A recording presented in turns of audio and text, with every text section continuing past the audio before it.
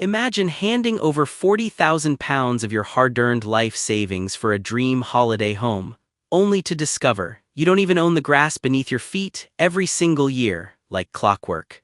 A bill for £5,000 lands on your kitchen table, just for permission to let that home sit on a patch of muddy coastal ground. And if you refuse to pay, or if you dare to complain, your £40,000 dream asset can be towed off the plot, stripped of its value and essentially destroyed. Welcome inside the ruthless, high-stakes world of Britain's caravan parks. On the surface, it looks like wholesome working-class coastal freedom, rainy British beach trips, children eating ice cream, and peaceful retirees enjoying salty sea air. But behind that cozy holiday illusion lies one of the most profitable, high-margin, and deeply secretive financial engines in modern corporate history. Most people believe caravan parks make their money renting out small holiday trailers to tourists for a few £100s a week during summer.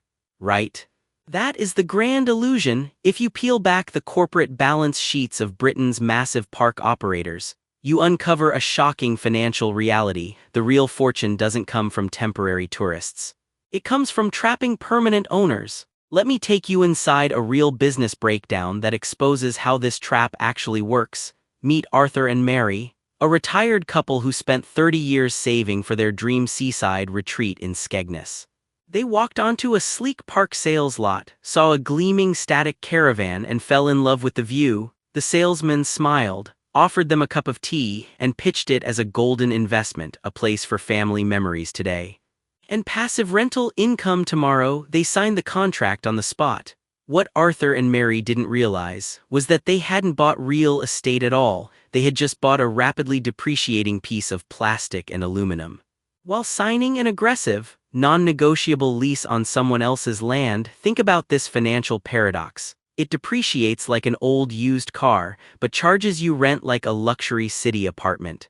And that is just layer one of the cash machine. Once your caravan is bolted onto that concrete pad, you become a captive customer inside a closed-loop monopoly. Take their annual pitch fee, the ground rent to stay on the grass. In the first year, Arthur paid £3,000. By year 3, the park operator raised it to £4,500, citing mysterious inflation and site upgrades. Could Arthur pack up and leave? Absolutely not. Moving a 10-ton static caravan requires specialized heavy machinery, road permits, and transport crews, costing over £3,000 just to haul it away. He was completely stuck. And the hidden costs don't stop at pitch fees. Oh no, the real margins are buried deep in the fine print. Do you want electricity in your caravan? You can't choose a cheap energy provider on the open market. You are forced to buy resold power directly from the park operator, often loaded with heavy administrative markups.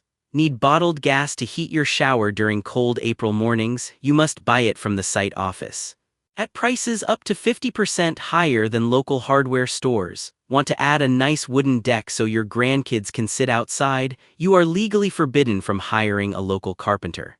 You must buy the park's pre-approved timber kits, installed by their approved contractors, yielding massive commission kickbacks straight into the park's balance sheet. Every basic human need inside that park turns into an automated toll booth for the landlord. Now, ask yourself this critical question. What happens when an owner finally breaks under the financial pressure and decides to sell? This is where the business model delivers its absolute masterstroke of monetary extraction. The resale commission clause under standard industry agreements. When Arthur decides to sell his caravan to a new buyer, the park operator legally takes up to a 15% commission off the top of the total sale price. Read that again. Arthur paid for the asset, Arthur paid all the maintenance, Arthur bore all the heavy depreciation, and when he sells, the landowner grabs 15% of his money, simply for allowing the next owner to stand on the exact same patch of dirt. And what if Arthur decides to sell to an outside company to cut his losses? The park owner enforces massive de-siting charges, disconnection fees, and crane transfer costs, making an outside sale completely impossible. Desperate and financially drained, owners like Arthur often sell their caravans straight back to the park management for pennies on the pound. The operator sweeps the floor, puts a fresh welcome mat at the door, and resells that exact same caravan to a new unsuspecting family for double the price. They restart the entire profit extraction cycle on the exact same slab of concrete. Without ever spending a single penny on new manufacturing, it is a perpetual money-printing machine. So why don't rival entrepreneurs simply buy a farm, lay down some gravel, and undercut these predatory parks? Because of an impenetrable economic fortress, British planning permission laws, securing local council permission to build new caravan parks on coastal land is nearly impossible today. Environmental restrictions, coastal protection zones, and local opposition have frozen the supply of new land completely. This creates an artificial monopoly for existing park owners. The supply of coastal pitches is strictly locked by law, while the demand for affordable family staycations explodes. When supply is capped at zero, pricing power becomes virtually unlimited. When global private equity firms looked at this numbers breakdown, their eyes lit up with absolute greed. They realized that a sleepy seaside holiday park wasn't a small hospitality business at all. It was an inflation-hedged, subscription-based real estate goldmine. Wall Street giants and London private equity funds began buying up family-owned parks across the United Kingdom, rolling them up into massive corporate conglomerates. They brought in ruthless yield management software, raised pitch fees to maximum levels, and squeezed every single square foot of coastal mud for maximum revenue.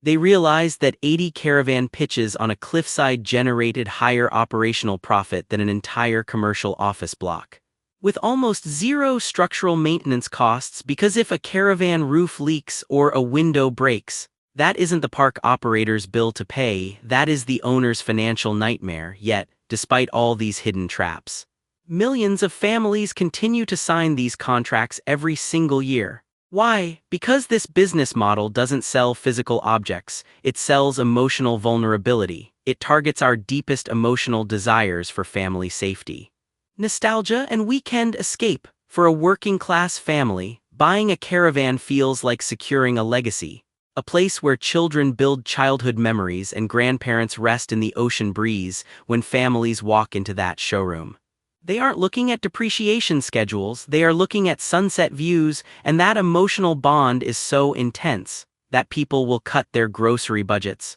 skip personal health expenses, or drain their emergency savings just to pay their annual pitch fee and keep their seaside dream alive. So where is this hidden industry headed next? The game is shifting rapidly as rising energy costs and inflation squeeze traditional buyers. Park operators are executing a stealthy demographic upgrade. They are quietly phasing out older, affordable caravans, enforcing strict 10-year age limits on trailers, forcing working-class owners off the land, and replacing their units with £200,000 luxury lodges. They are transforming humble family campsites into exclusive, high-end resorts for wealthy retirees, doubling their pitch fees overnight, and optimizing total revenue per acre. The ultimate business lesson of Britain's caravan economy goes far beyond simple holiday parks. It uncovers a fundamental rule of global finance. True wealth is almost never created by owning the shiny, depreciating asset that wears out and breaks down over time. True wealth comes from controlling the scarce, irreplaceable infrastructure underneath it, and charging an endless subscription fee to anyone who wants to stand there. The next time you drive past a peaceful row of plastic holiday homes overlooking the ocean, take a closer look. You aren't just looking at a place where people vacation, you are looking at one of the most brilliant,